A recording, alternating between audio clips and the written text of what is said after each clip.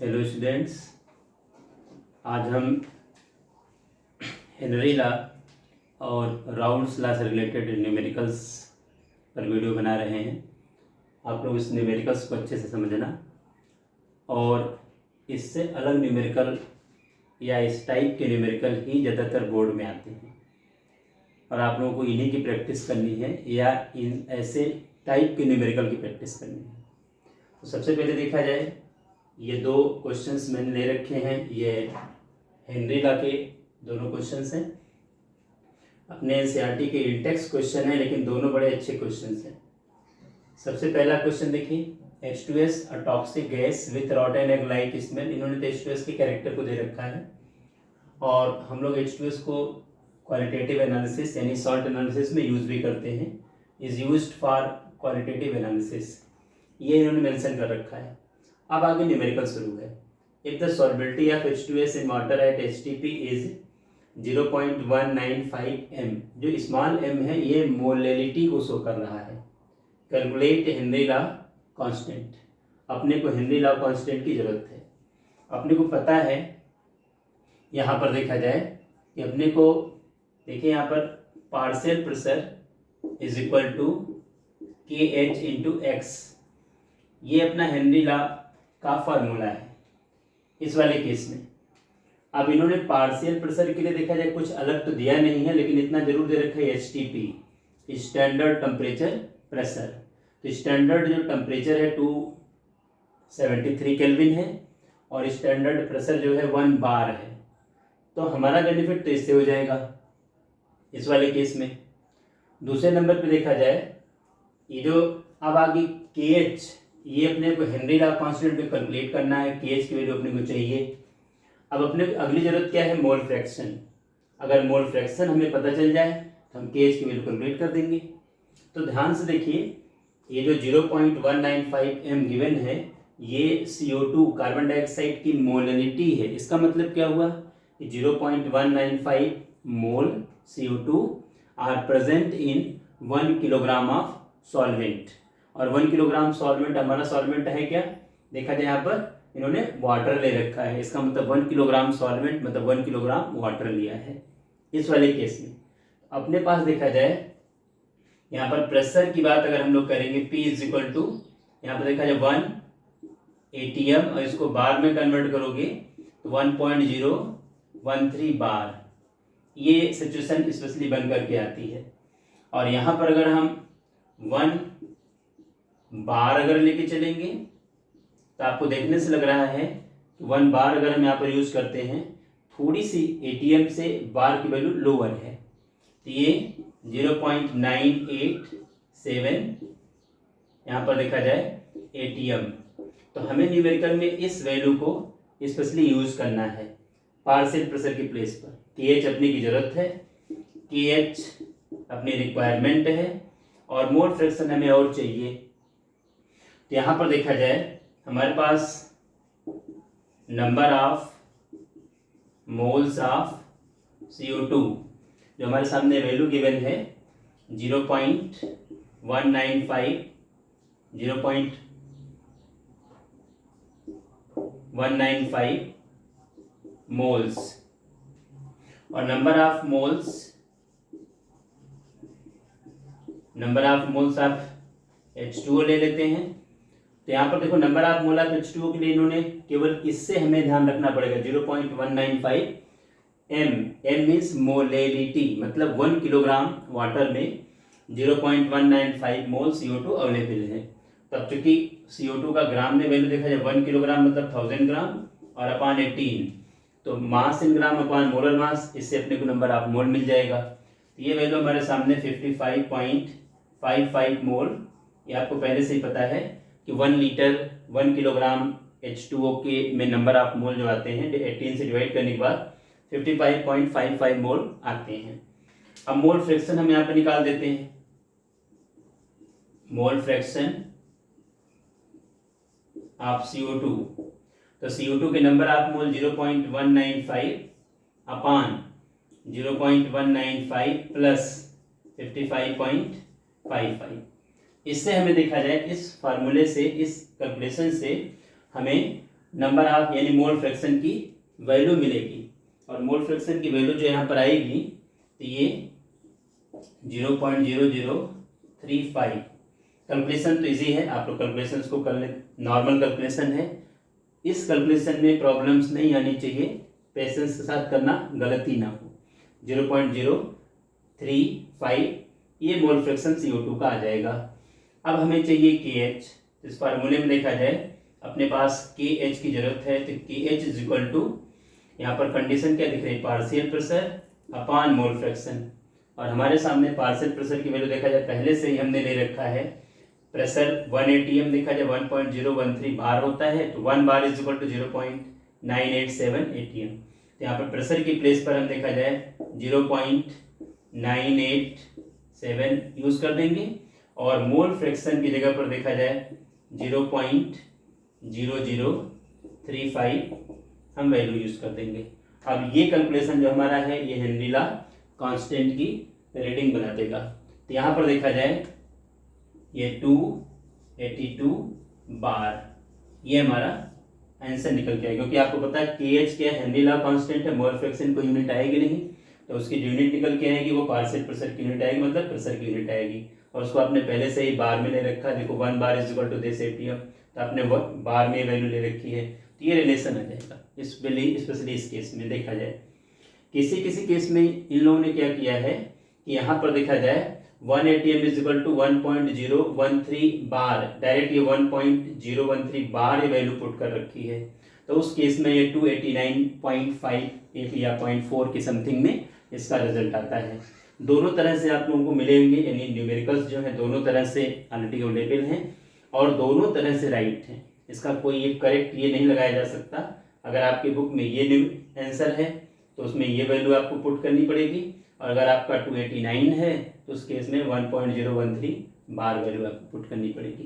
तो ये तो एक सिंपल सा न्यूमेरिकल हमारा फर्स्ट वाले का रहा, यानी इसका देखा जाए हम लोगों ने ये न्यूमेरिकल सॉल्व किया है। फिर एक बार देखिए, ये जो हमारे इंटेक्स क्वेश्चन के पार्ट है, H2S टॉक्सिक गैस है, ये तो इन्होंने इसके बारे में बता रखा है। If solubility of H2S in water at HTP is equal to this means 1.195 m, m means molality, means 195 mole CO2 available है 1 किलोग्राम ऑफ सॉल्वेंट में। तो हमने 1 किलोग्राम को ही बेस मान करके नंबर ऑफ मोल इसका निकाला, मोल फ्रैक्शन की वैल्यू निकल के आ गई, और आगे देखा जाए हमारा KH की वैल्यू यानी हेनरी लॉ कांस्टेंट हमने कैलकुलेट कर लिया। अब एक न्यूमेरिकल हमारा कंप्लीट हुआ है। अब हम सेकंड वाले न्यूमेरिकल की तरफ बढ़ते हैं। ये दोनों न्यूमेरिकल बड़े अच्छे से हैं हेनरी लॉ के, इसलिए मैं इसका वीडियो बना रहा हूँ। आप लोग इसको बहुत अच्छे से करना। हेनरी लॉ में इससे अलग कोई न्यूमेरिकल आपके बोर्ड में 100% आएगा भी नहीं, ऐसे आएंगे या इसी से रिलेटेड आएंगे। अब हमारा सेकंड अगले न्यूमेरिकल की तरफ मूव करूंगा मैं।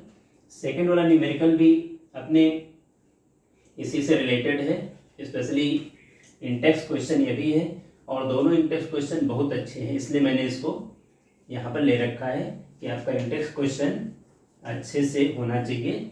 और चूंकि ये न्यूमेरिकल दोनों बड़े अच्छे हैं इसलिए आपके सामने ये चीज़ मैं मेंशन कर रहा हूँ इसको। अब आप देखिए सेकंड वाला न्यूमेरिकल कितना अच्छा सा है, थोड़ा समझना इसमें। Henry law constant for CO2 in water is 1.67 10⁸ pascal. यहाँ पर देखो पास्कल प्रेशर मेजर किया गया है, वो भी पास्कल में है।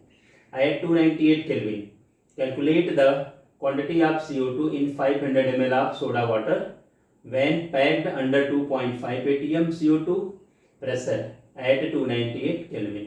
सबसे पहले देखा जाए इसमें हमें क्या करना है, और आप अपने को पता है कि P is equal to KH into x, ये अपने को पहले से ही पता है।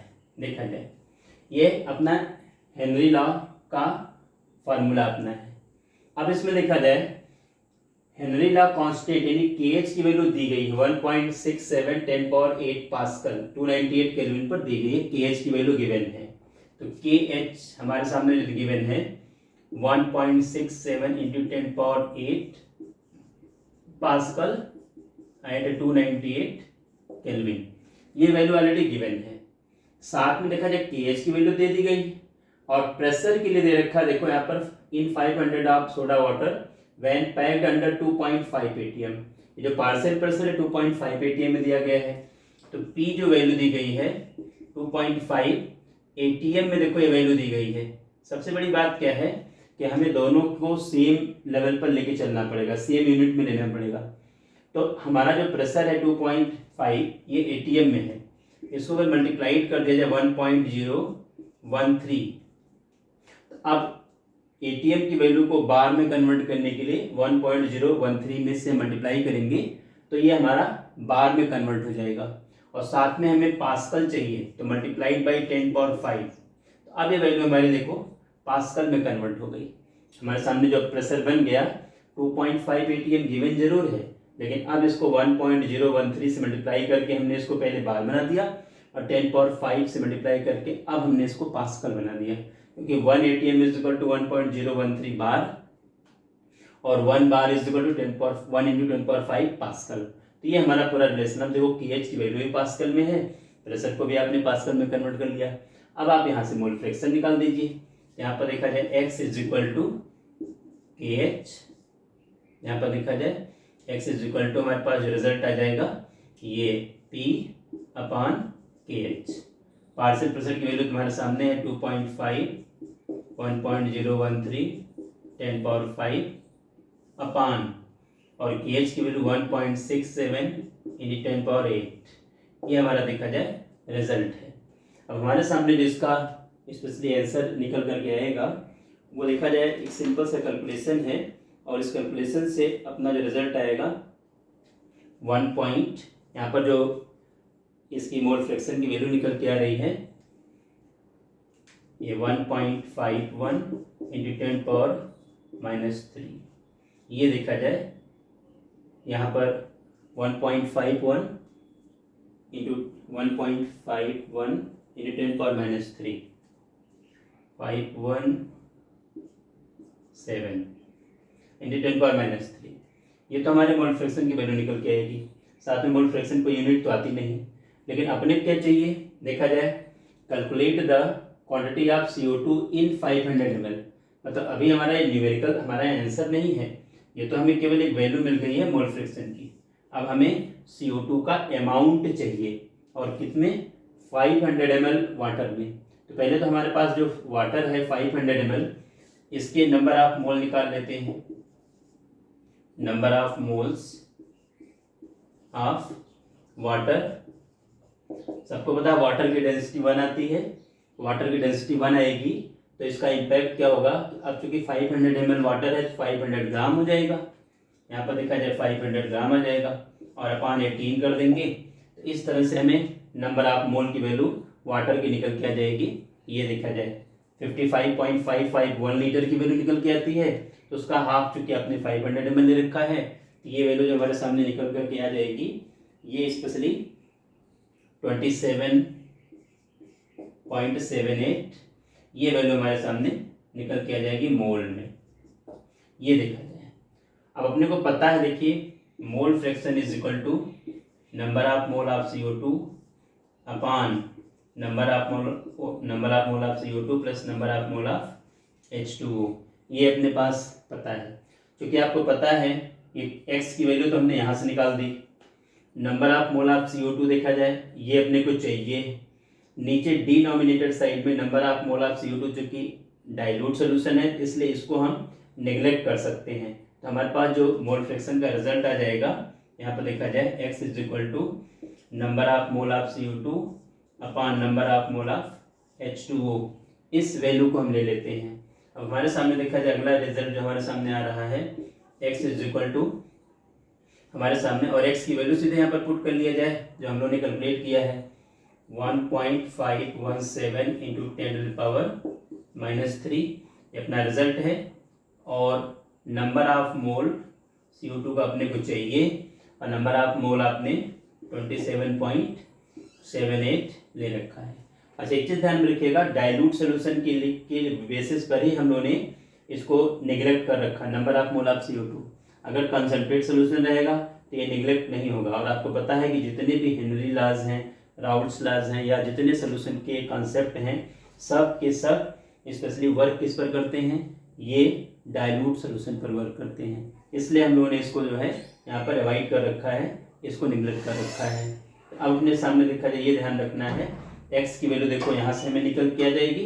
अब यहाँ पर mole fraction number of mole of CO2 के लिए देखा जाए हमारे पास 1.517 इंटू 10⁻³ और ये मल्टीप्लाई हो जाएगा, मल्टीप्लाइड बाई 27.78। तो हमारे सामने जो number of mole of CO2 का जो रिजल्ट आ रहा है, स्पेशली इस केस में यहाँ पर ये 42.14 into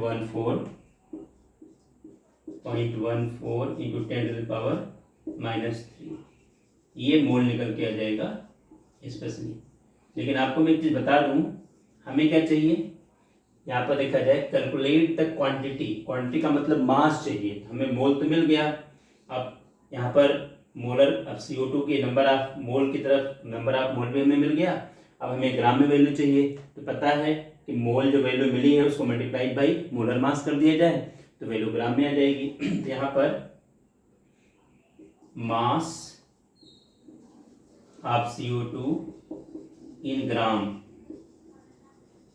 is equal to number of moles multiplied by molar mass. और आपको पता है कि 42.14 10⁻³ मल्टीप्लाइड बाई 44, CO2 का मोलर मास 44 आता है। अब यहाँ पर देखा जाए 44 से मल्टीप्लाई करने के बाद जो हमारा रिजल्ट आ जाएगा 1.854 ग्राम में, ये हमारा आंसर होगा इस क्वेश्चन। ये आप लोग ध्यान रखना। मेरे कहने मतलब जो कैलकुलेशन को थोड़ा आप लोगों को आराम से करना पड़ेगा। कैलकुलेशन कॉन्सेप्ट यही है, क्या करना देखा जाए, ये सेकंड हमारा न्यूमेरिकल है इंटेक्स क्वेश्चन का, लेकिन काफ़ी अच्छा न्यूमेरिकल है। अगर हैंडल पर कोई न्यूमेरिकल्स बनेंगे, इसके पहले जो मैंने सॉल्व कराया है और ये इससे रिलेटेड या यही न्यूमेरिकल पूछे जा सकते हैं, बस अपने पढ़ना चाहिए। इस वाले केस में आपको दिख रहा है कि KH की वैल्यू गिवन है, प्रेशर की वैल्यू इन्होंने ATM में दी गई है। पहले 1.013 से मैंने मल्टीप्लाई करके इसको बार बना दिया, फिर 10⁻5 से मल्टीप्लाई करके मैंने पास्कल बना दिया। तो x की वैल्यू मोल फ्रैक्शन निकाल दिया। Number of mole of water चूँकि 500 ml गिवन है, इसलिए वाटर के नंबर ऑफ मोल 500/18 करके निकाल दिया। मोल फ्रैक्शन CO2 का निकालने के लिए डिनोमिनेटर से CO2 के नंबर ऑफ मोल को हमने निगलेक्ट कर दिया। इस तरह से हमें मोल फ्रैक्शन की वैल्यू निकल के आ गई। यहाँ इस वाले केस में देखा जाए, यहाँ पर 1.517 10⁻³ और मल्टीप्लाई करने के बाद ये देखा जाए मोल फ्रैक्शन से मोल की वैल्यू निकल के आ गई। और मास चाहिए था ग्राम में, तो number of mole multiplied by molar mass, 44 CO2 का मोलर मास आता है, तो आपने उसको मल्टीप्लाई कर लिया। तो ये अपने को ध्यान में रखने की जरूरत है। अब इसके आगे देखा जाए, हम अगला क्वेश्चन जो हम यहाँ पर लेना चाह रहे हैं वो स्पेशली राउल्ट्स लॉ का लेना चाह रहे हैं, क्योंकि राउल्ट्स लॉ के क्वेश्चन भी बड़े अच्छे होते हैं और अपने को आना ही आना चाहिए।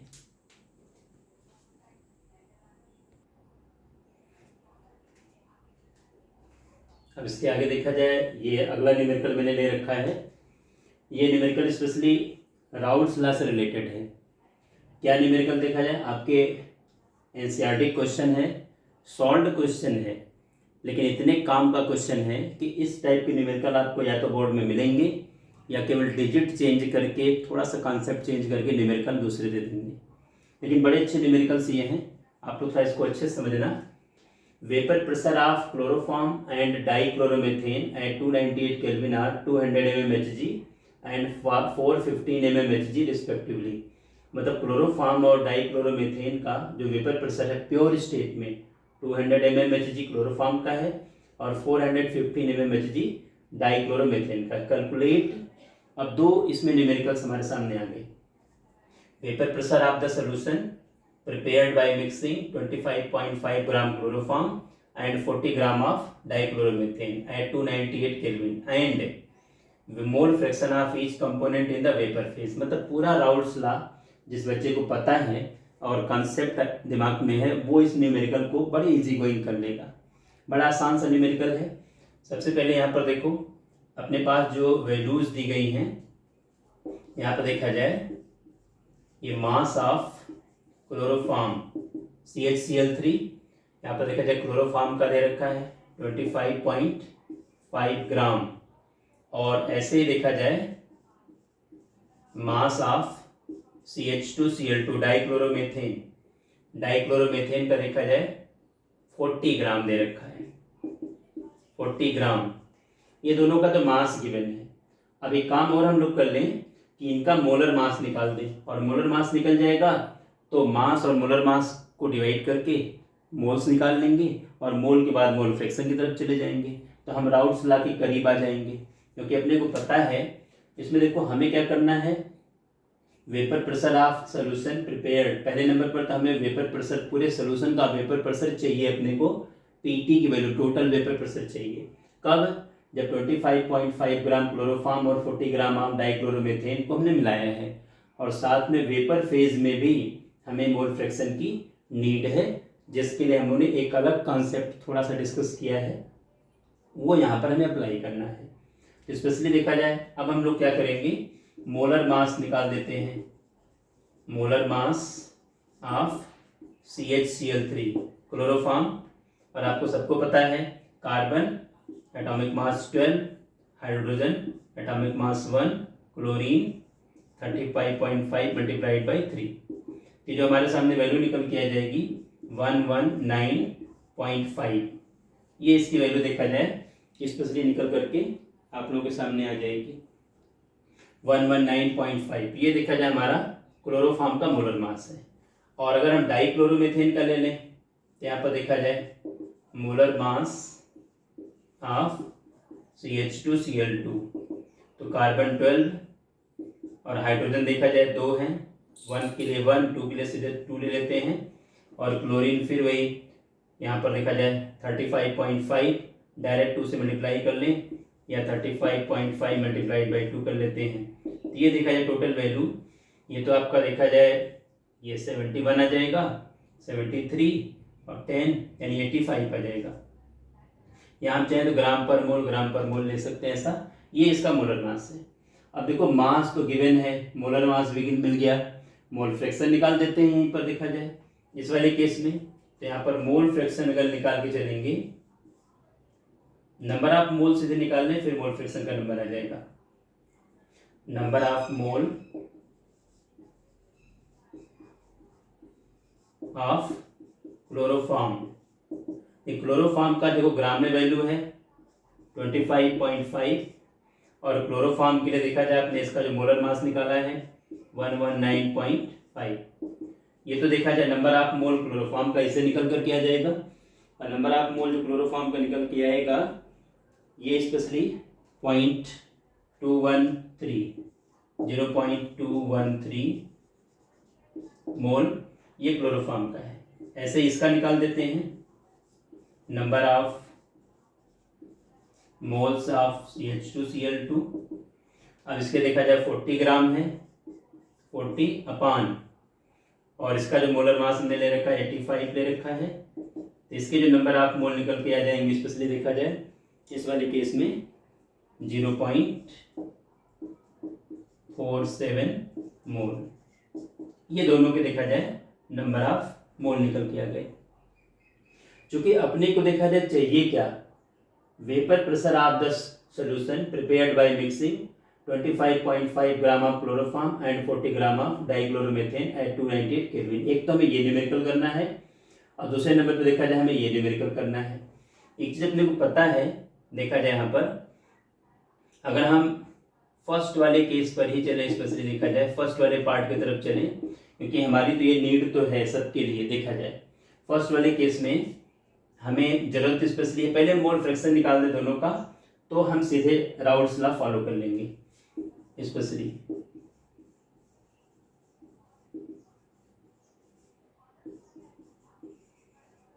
मोल फ्रैक्शन ऑफ क्लोरोफॉर्म, देखिए क्लोरोफॉर्म के नंबर ऑफ मोल हमारे सामने आ रहे हैं 0.213 अपान टोटल नंबर ऑफ मोल, दोनों को ऐड कर लेते हैं 0.213 प्लस 0.47। इससे देखा जाए हमें क्लोरोफॉर्म का मोल फ्रैक्शन मिल के गया है इसमें, और क्लोरोफॉर्म का जो मोल फ्रैक्शन है स्पेशली यहाँ पर हमारे सामने निकल करके आ रहा है ये 0.312 ये निकल के आएगा। और ऐसे ही मोल फ्रैक्शन इसका भी ले लेते हैं CH2Cl2, तो 1 में से सीधे माइनस कर देते हैं। पता है कि दोनों कंपोनेंट मिलाकर के दोनों के मोल फ्रैक्शन 1 आएंगे, तो एक का तो आपने निकाल लिया, दूसरे को 1 में से माइनस कर दो, 0.312। थोड़ा सा कैलकुलेशन से हम लोग बच जाएंगे। तो आप देख रहा है 10 में से 2 तो 8 आ जाएगा, 9 यहाँ पर देखा जाए 1 में से माइनस करेंगे और 9 8 आ जाएगा, फिर 9 फिर 6 आ जाएगा, 0.688। ये देखा जाए हमारा डाइक्लोरोमेथेन का मोल फ्रैक्शन निकल कर के आ जाएगा। अब हमें दोनों के मोल फ्रैक्शन मिल गए। राउल्ट्स लॉ हमारा क्या है, देखो PT = P0A XA plus P0B XB। ये अपना राउल्ट्स लॉ है। जैसा आपको पहले से ही पता है, ये दोनों के राउल्ट्स लॉ स्पेशली जो पार्शियल वेपर प्रेशर है वह मोल फ्रैक्शन के डायरेक्टली प्रोपोर्शनल है। तो जो हम लोगों ने राउल्ट्स लॉ डिस्कस किया है, राउल्ट्स लॉ वाले वीडियो में जो मैंने समझाया है पूरा रूल, ये हमारा फार्मूला है। तो हमें तो पहले यही चाहिए, the vapour pressure of solution prepared by mixing 25 gram of chloroform and 40 gram of dichloromethane at 298 kelvin. तो हमें देखा जाए PT निकालने के लिए P0A, अगर हम इसको क्लोरोफॉर्म मान के चलें, इस वाले केस को CHCl3, इस वाले केस को हम CH2Cl2 ये मान लें। किसी को भी मान सकते हैं, लेकिन आप जो सुविधा आपको हो आप ले सकते हो। क्लोरोफॉर्म के लिए P0A की वैल्यू देखो गिवन है। इस केस में देखा जाए, यहाँ पर वेपर प्रेशर देखा जाए क्लोरोफॉर्म का दिया गया है 200 ml और डाइक्लोरोमेथेन का 415। ये देखा जाए P0A और P0B की वैल्यू हमारे न्यूमेरिकल में दी गई है। तो यहाँ पर देखा जाए P0A की value 200 ml multiplied by mole fraction, और वो आपने पहले से निकाल लिया क्लोरोफॉर्म का 0.312 आपने निकाल लिया, प्लस अब P0B 415 और इसका मोल फ्रैक्शन जो आपने निकाल लिया है 0.688। बस आपके पास बचा क्या, केवल कैलकुलेशन बचा। और यहाँ पर जो टोटल हम कैलकुलेट करेंगे, इसका जो रिजल्ट आ जाएगा टोटल कैलकुलेट करने के बाद, ये 349.7। यहाँ पर देखा जाए 349.7, ये पूरा का पूरा देखा जाए इसका रिजल्ट टोटल प्रेशर स्पेशली निकल गया 347.9 mm। एक तो हमारे पास देखा जाए न्यूमेरिकल, एक तो हमारा सॉल्व हो गया स्पेशली। इतना सब कुछ करने के बाद हम अभी एक पार्ट पर कंप्लीट कर पाए हैं, जो पहला वाला पार्ट है। क्या है, vapour pressure of solution prepared by mixing 25.5 gram of chloroform and 40 gram of dichloromethane at 298 kelvin. एक तो हम लोगों ने कंप्लीट कर लिया है। अब इसके बाद देखा जाए मोल fraction of each components in vapour phase. जरा इसकी बात हम लोग कर लेते हैं। यहाँ पर देखा जाए, अब करना क्या अपने को इस केस में है, हमें पहले से ही पता है कि जो मोल फ्रैक्शन अगर हम लोग निकालते हैं, तो जो गैसियस फेज के लिए मैंने बता रखा है partial pressure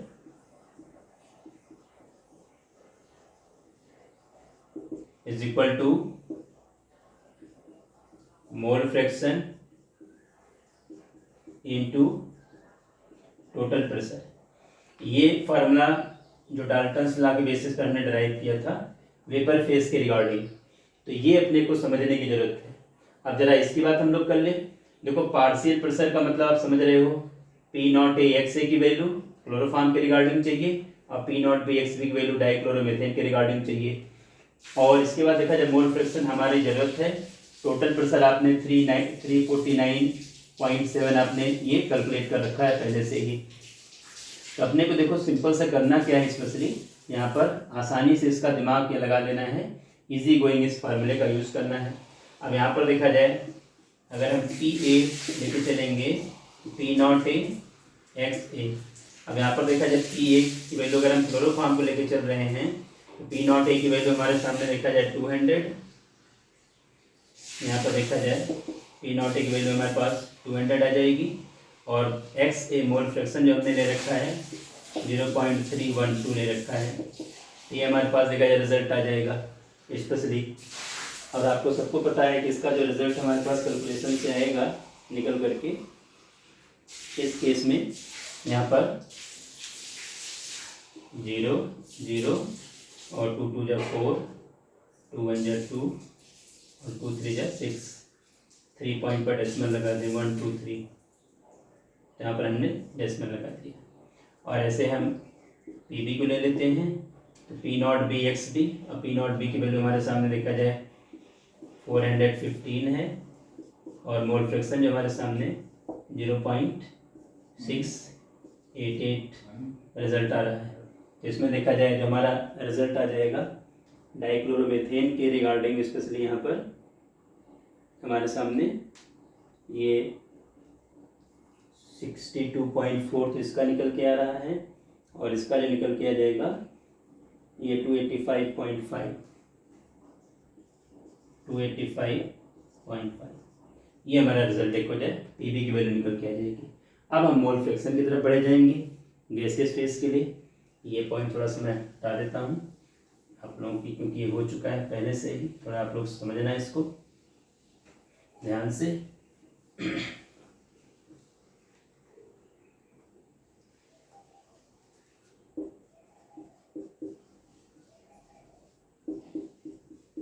mole fraction of CHCl3 in vapour phase is equal to, ये फार्मूला हमें यूज करना है। तो मोल फ्रैक्शन अपने को चाहिए partial pressure upon total pressure. यहाँ पर देखा जाए हम ऐसे इस तरह से बना सकते हैं YA, या यहाँ पर हम क्लोरोफॉर्म CHCl3 सीधे ले लें। पार्शियल प्रेशर आपने क्लोरोफॉर्म का देखो 62.4 निकाल रखा है और टोटल प्रेशर अभी आपने निकाल रखा था 349.7। अभी जो कैलकुलेशन हमारे सामने निकल करके आ जाएगा इसका क्लोरोफॉर्म का, ये हमारा 0.18 ये देखा जाए मोल फ्रैक्शन निकल के आएगा इसका वेपर फेज में। और ऐसे ही यहाँ पर हम मोल फ्रैक्शन इसका निकाल लें,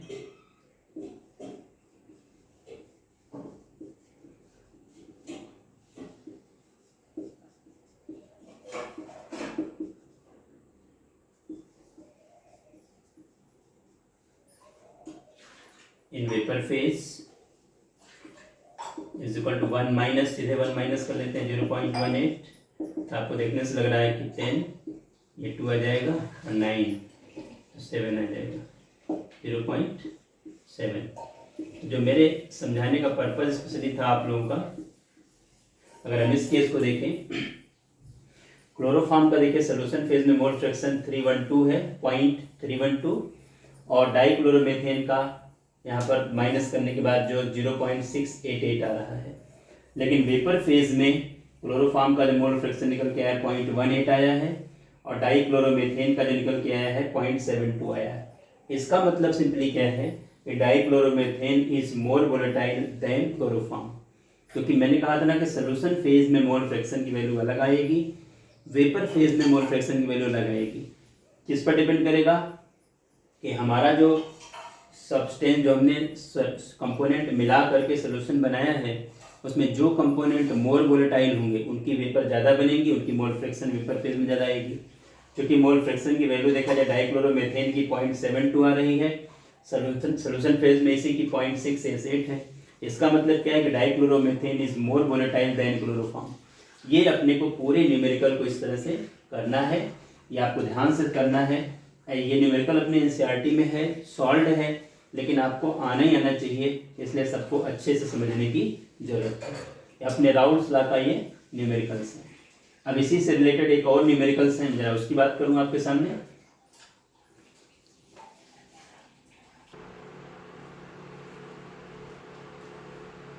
अपना राउल्स लॉ देखिए सेकंड न्यूमेरिकल में स्टार्ट कर रहा हूँ आप लोगों के सामने। इस टाइप के न्यूमेरिकल, ये अपने इंटेक्स क्वेश्चन का न्यूमेरिकल है, बुक में अनसॉल्व्ड है। थोड़ा सा आपको ध्यान देना है, लगभग ये न्यूमेरिकल पहले वाले न्यूमेरिकल से मैच कर रहा है, थोड़ा सा गैप है बस। इन्होंने क्या किया, the vapour pressure of pure liquid A and B are 450 mm and 700 mm Hg at 350 Kelvin respectively। यानी A और B का P not A P not B की वैल्यू इन्होंने प्योर स्टेट में दे रखी है। Find out the composition of the liquid mixer. अगर इन्होंने ये पूछ रखा है find out the composition of liquid mixer, इसका मतलब लिक्विड मिक्सर में A और B का मोल फ्रैक्शन जानना चाहते हैं। ये मोल फ्रैक्शन अपने कैलकुलेट करना है। If total vapour pressure is 600 mm Hg, PT की वैल्यू दे रखी है 600 mm Hg। अब अपने कुछ करना ही नहीं, डायरेक्ट फार्मूला यूज करना है। साथ में देखो also find out composition of the vapour phase. इसके साथ साथ हमें वेपर फेज के कंपोजिशन यानी वेपर फेज में भी मोल फ्रैक्शन का रिलेशन बताना है। ए और बी का वेपर फेज में क्या मोल फ्रैक्शन आएगा ये भी अपने को चाहिए, इसलिए आपको थोड़ा इसको ध्यान देना है। बड़ा सिंपल सा न्यूमेरिकल है।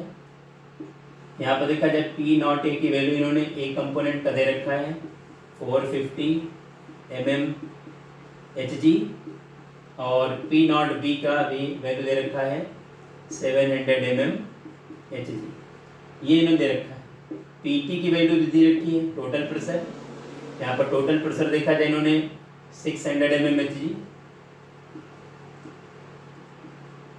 ये इन्होंने दे रखा है।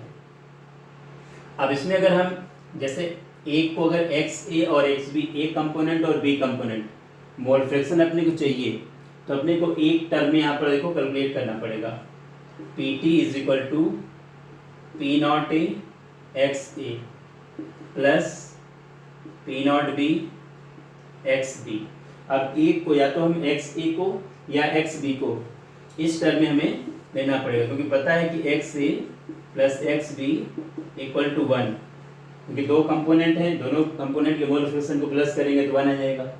तो या तो हम XA को 1 माइनस XB बना दें या XB को 1 माइनस XA कर देते हैं। तो हम XB को 1 माइनस XA कर देते हैं इस जगह पर। तब जरा देखा जाए हम XA की वैल्यू निकाल देंगे तो PT is equal to P naught A XA plus P naught B 1 minus XA। ये देखा जाए हम रिलेशन बनाते हैं। अब आपके सामने देखो PT की वैल्यू 600 गिवन है, PT की value 600 mm Hg already given है। पी नॉट ए की वैल्यू देखो दे रखा है 450 mm Hg गिवन है और into XA plus P naught B की वैल्यू भी दे रखा है 700 और 1 माइनस XA। ये इन्होंने दे रखा है। अब आपको दिख रहा होगा यहाँ पर देखो 600 यहाँ पर XA तो 450 XA बन जाएगा और प्लस यहाँ पर देखा जाए इसको ब्रैकेट को ओपन करोगे तो ये प्लस ये भी प्लस तो 700 आ जाएगा और ये प्लस और ये माइनस तो यहाँ पर माइनस 700 XA आ जाएगा। अब आपको देखने से लग रहा है कि इसको हम 700 को इधर ले आए तो 600 माइनस 700 और यहाँ पर देखा जाए 450 XA माइनस 700 XA माइनस कर देते हैं तो नीचे देखो माइनस 100 आ जाएगा, आपको देखने से लग रहा है। और यहाँ पर देखा जाए माइनस 250 XA निकल करके आ जाएगा। माइनस माइनस तो आपका इक्वल प्लस हो जाएगा। इस वाले केस में देखा जाए ये 250 आ जाएगा तो XA की जो वैल्यू निकल के हमारे सामने आ जाएगी।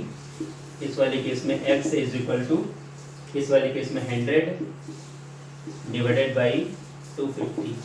तो आपको देखने से लग रहा है कि स्पेशली यहाँ पर आपका इसको कैंसिल आउट कर दीजिए इस वाले केस को और XA की जो वैल्यू निकल करके हमारे सामने इस वाले केस में आ जाएगी, स्पेशली वो 0.40। ये देखा जाए मोल फ्रैक्शन इसकी निकल के आ गई XA की। और XB का निकालने के लिए 1 माइनस XA कर देते हैं और XA 0.40 है तो 0.60। ये दोनों का मिक्सचर सिचुएशन में देखा जाए मोल फ्रैक्शन निकल करके आ गया। क्या मैंने किया है कि वेपर प्रेशर प्योर लिक्विड का अलग अलग दिया गया है, इसका कंपोजिशन लिक्विड फेज के मिक्सचर का चाहिए। तो composition of the liquid phase में एक्स ए और एक्स बी के मोल फ्रैक्शन की वैल्यू क्या क्या है, कैलकुलेशन आप लोगों को करना है, इसी तरह से आगे बढ़ना है, 1 बाई 1 ईजी पार्ट है। और जब ये मोल फ्रैक्शन हमें निकल गया सोल्यूशन फेज में, अब एक इसमें और हमें चाहिए, also find out the composition of vapour phase. Total pressure पहले से 600 mmHg है, मोल फ्रैक्शन देखो इनका मिल ही गया हमें, और P naught A P naught B की वैल्यू दी गई है। हम सीधे पहले यहाँ पर पी ए निकाल लेते हैं, पी नॉट ए एक्स ए, और पी नॉट ए की वैल्यू देखो 450 है, और एक्स ए की वैल्यू अभी आपने निकाल लिया 0.40। अभी तो हमारी पी ए की वैल्यू आ जाएगी, और इसका जो न्यूमेरिकल रिजल्ट स्पेशली आ रहा है कैलकुलेशन के बाद, इस वाले केस में अगर हम इसका कैलकुलेशन करेंगे, इस वाले यहाँ पर मोल इस वाले केस में, तो यहाँ पर जो पी नॉट ए की वैल्यू निकल करके आ जाएगी, ये 180 mmHg आ जाएगी,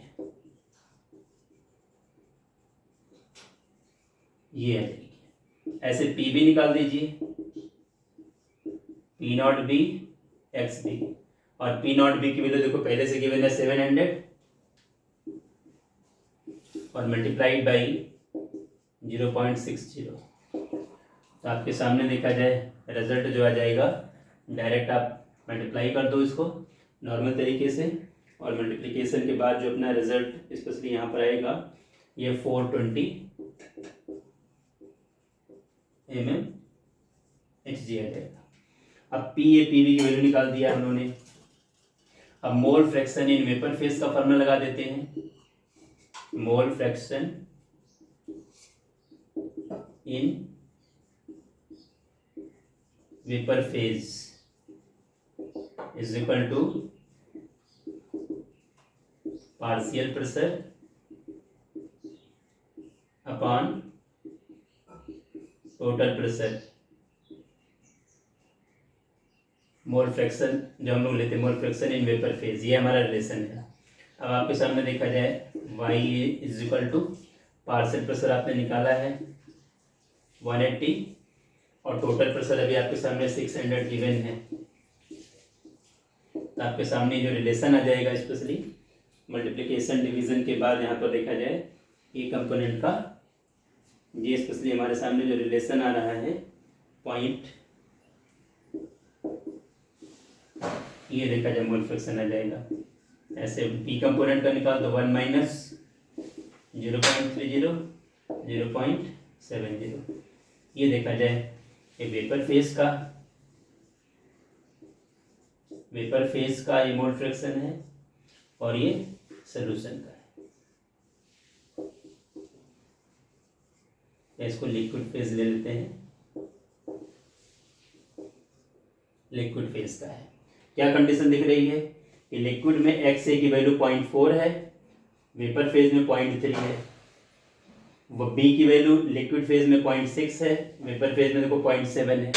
इससे क्या प्रूफ हो रहा है, इससे सिंपल सा प्रूफ ये हो रहा है कि हमारा B component is more volatile than A component, क्योंकि ए कंपोनेंट सोल्यूशन में ज़्यादा है लेकिन वेपर फेज में कम है, और बी कंपोनेंट देखा जाए ये हमारा वेपर फेज में ज़्यादा है, सोल्यूशन में कम है। तो ये तो हमारे सामने सिंपल सा रिलेशन रहा, स्पेशली न्यूमेरिकल का। आप लोगों को अच्छे से इसको समझना है, करना है। ऐसे न्यूमेरिकल भी आप लोगों के सामने पूछे जाते हैं। अब एक न्यूमेरिकल और इससे रिलेटेड बनते हैं, वो भी मैं कंप्लीट करा दूं।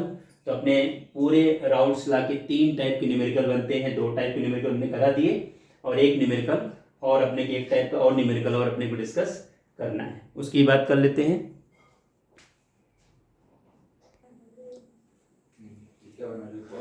क्लास ये राउंड्स लगा अपना 3rd टाइप का न्यूमेरिकल है, जरा हम लोग इसकी बात कर लें। ऐसे भी न्यूमेरिकल हमारे सामने खूब पूछे जाते हैं और बहुत आसान से होते हैं, थोड़ा सा आपको पेशेंस से इसको करना होता है। क्या लिया इन्होंने, 2 liquids X and Y are mixing form an ideal solution. जब आइडियल सोल्यूशन वर्ड आ गया तो मतलब आपका राउंड्स ला वर्क करेगा ही करेगा। At 30 degree Celsius the vapor pressure of solution containing 3 mole of X and 1 mole of Y is 550। अगर हमने A कंपोनेंट X कंपोनेंट के 3 मोल और Y कंपोनेंट के 1 मोल ले रखे हैं, तो जो सोल्यूशन का प्रेशर आ रहा है 5, टोटल प्रेशर 550 mmHg आ रहा है। लेकिन अगर हम लोगों ने कंपोजिशन चेंज किया, but when 4 mole of x and 1 mole of y are mixed, the vapour pressure of solution thus formed is 560 mmHg। ये 560 mmHg में कन्वर्ट हो रहा है। What would be the vapour pressure of pure x and pure y, यानी हमें P naught A P not B की value इस simple numerical में कैलकुलेट करनी है। तो सबसे पहले यहाँ पर देखा जाए, एक तो हमारे पास कंपोजिशन है 3 मोल x और 1 मोल y का, दूसरा हमारे पास कंपोजिशन है 4 मोल x और 1 मोल y का। तो सबसे पहले हम कंपोजिशन 1 में निकाल देते हैं।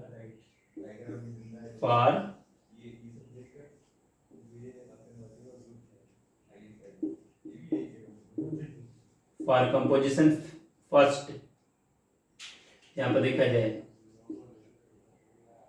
इस केस में हम मोल फ्रैक्शन निकाल देते हैं।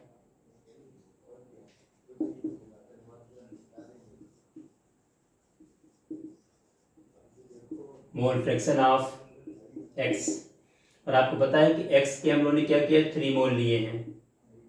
3 अपॉन टोटल नंबर ऑफ मोल हमारे सामने देखा जाए, x के 3 हैं, y के 1 हैं, 3 + 1 तो 3/4।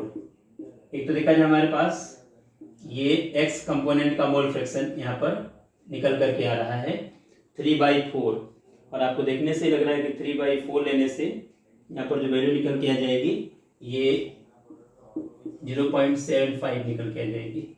और ऐसे ही y का निकाल लेते हैं तो 1 - 0.75 कर लेते हैं, तो ये आपको देखने से लग रहा है 0.25 वैल्यू निकल के आ जाएगी।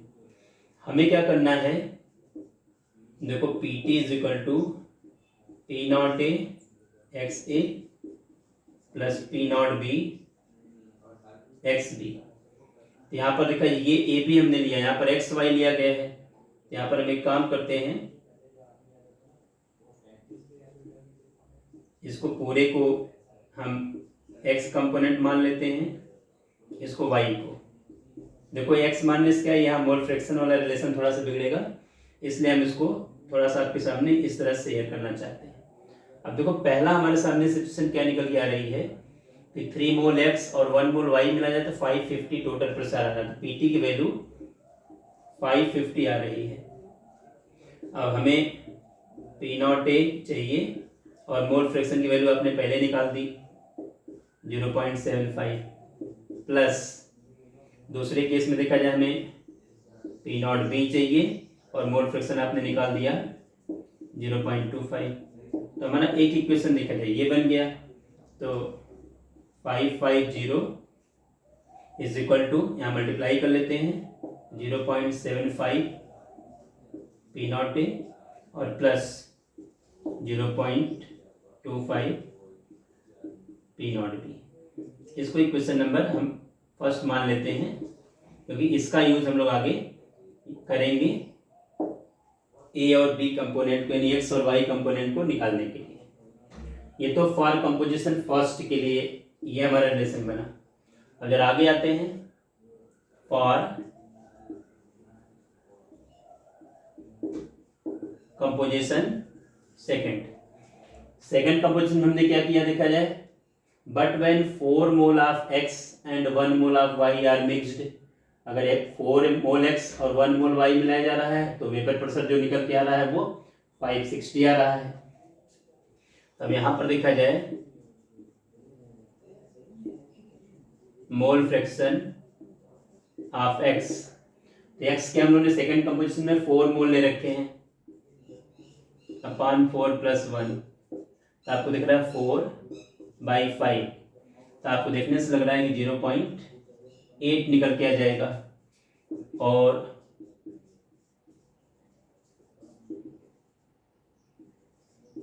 y 1/4 + 1 1/5 तो 0.20, या 1 में से माइनस करके भी हम निकाल सकते हैं। अब इसके लिए देखा जाए PT की वैल्यू जो हमारे सामने है P naught A XA X B. अब इसको तो देखा जाए हम पूरे को x से रिलेट कर लेते हैं, इसको y से रिलेट कर लेते हैं। अब सेकंड वाले कंपोजिशन में हमारे पास देखा जाए वैल्यू कितनी निकल के आ रही है 560। यहाँ पर हमारे पास पी नॉट ए और एक्स ए की वैल्यू मोल फ्रिक्शन आपने निकाल लिया 0.80 प्लस पी नॉट बी और एक्स की वैल्यू आपने निकाल दी 0.20। तो 560 is equal to 0.80 P naught A plus 0.20 P naught B. ये हमारा सेकंड रिलेशन बन गया। अब देखो 550 0.75 P naught A plus 0.25 P naught B, और यहाँ पर देखा जाए अगर हम इस पूरे रिलेशन देखें 0.80 पी नॉट ए 0.20 पी नॉट बी। एक काम करेंगे, ये क्वेश्चन नंबर 1 है, क्वेश्चन नंबर 2 है। अब इसमें हमें पी नॉट ए और पी नॉट बी की वैल्यू चाहिए इस केस में। इस इक्वेशन को अगर हम 4 से मल्टीप्लाई कर लें ये पूरा 1 बन जाएगा पी नॉट बी, और इसको अगर हम 5 से मल्टीप्लाई कर देंगे तो ये पी नॉट बी बन जाएगा। तो यहाँ पर देखा जाए हम इसको मल्टीप्लाई कर लेते हैं।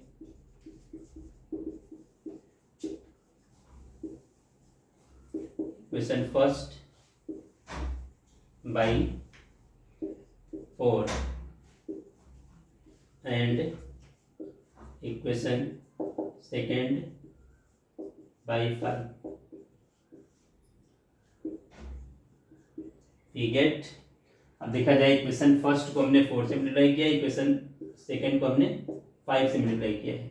जब 4 से मल्टीप्लाई आप इसको करोगे तो देखा जाए 4550 है, ये 220 बन जाएगा 2200, ये हमारे सामने आ जाएगा। और 4 से अगर हम इसको मल्टीप्लाई कर रहे हैं स्पेशली तो 0.75 है, तो ये देखा जाए ये डायरेक्ट आपका 4 5 जा 20 और ये पॉइंट ये पूरा 3 बन जाएगा आपका 3 पी नॉट ए, और यहाँ पर आप 4 से मल्टीप्लाई करोगे तो ये पूरा 1 आ जाएगा P naught B. Equation number 3 हमारे सामने आ गया। और इसको अगर हम इक्वेशन को देखा जाए 5 से मल्टीप्लाई करेंगे तो 5 से मल्टीप्लाई करने के बाद देखा जाए ये आपका ये तो हमारा पूरा का पूरा सॉरी इस इक्वेशन को हमारा सेकंड वाले को 5 से मल्टीप्लाई करना है, तो ये हमारा 5 से मल्टीप्लाई किया जाएगा तो 0 और 5 6 जा 30 और 5 5 जा 25 और 3 28 आ जाएगा। और चूंकि आप 5 से मल्टीप्लाई करोगे तो 5 8 जा ये 4 पी नॉट ए बन जाएगा, और चूंकि 5 से मल्टीप्लाई करोगे तो ये हमारा P naught B. Equation number 4 बन गया देखा जाए। अब आपको देखने से लग रहा है कि पी नॉट बी अगर इसको माइनस कर दें तो कैंसिल हो जाएगा, तो सब्ट्रैक्ट कर दो इस पूरे इक्वेशन को।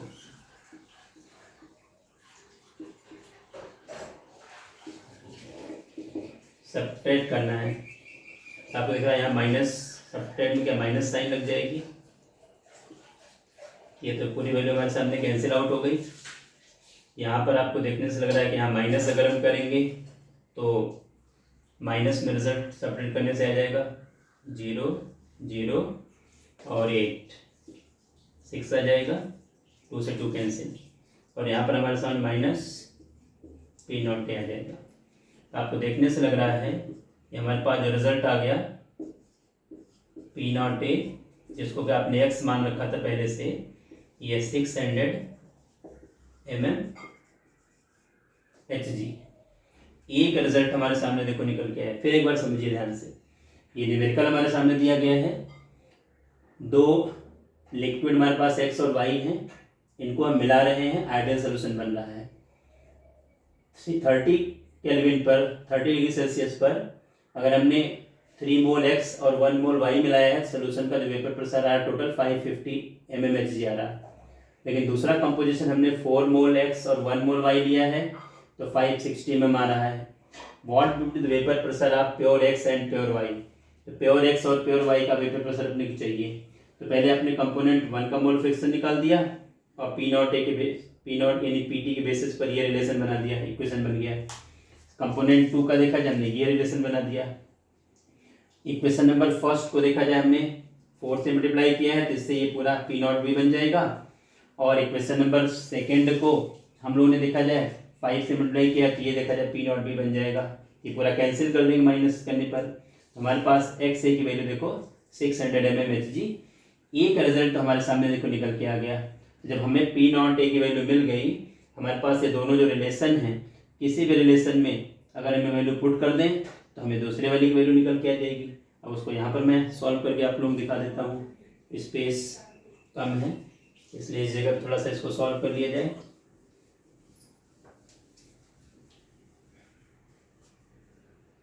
फर्स्ट वाले या सेकंड वाले किसी में आप इक्वेशन को भी पुट कर सकते हो। यहाँ पर देखा जाए putting the value of P naught A, जो कि पहले आपने एक्स ले रखा है, in equation third we get. Equation third में अगर हम वैल्यू पुट करेंगे पी नॉट ए की, जो कि हमने 600 ले रखा है, इक्वेशन थर्ड वाला देखा जाए ये 2200 है इक्वल टू 3 पी नॉट है यहाँ पर, तो 3 और पी नॉट के लिए हमने 600 ले रखा है और प्लस पी नॉट भी ले रखा है। तो आपको देखने से लग रहा है 1800 प्लस पी नॉट भी, इसको इधर ले आओ माइनस हो जाएगा। यहाँ पर देखा जाए इस वाले केस में हमारे पास 2200 minus 1800 equal to P naught B, जिसको आपने पहले से ही वाई मान रखा है, तो पी नॉट बी जिसको हमने वाई से लेट कर रखा था, अब हमारे सामने लिखा जाए 400 mmHg।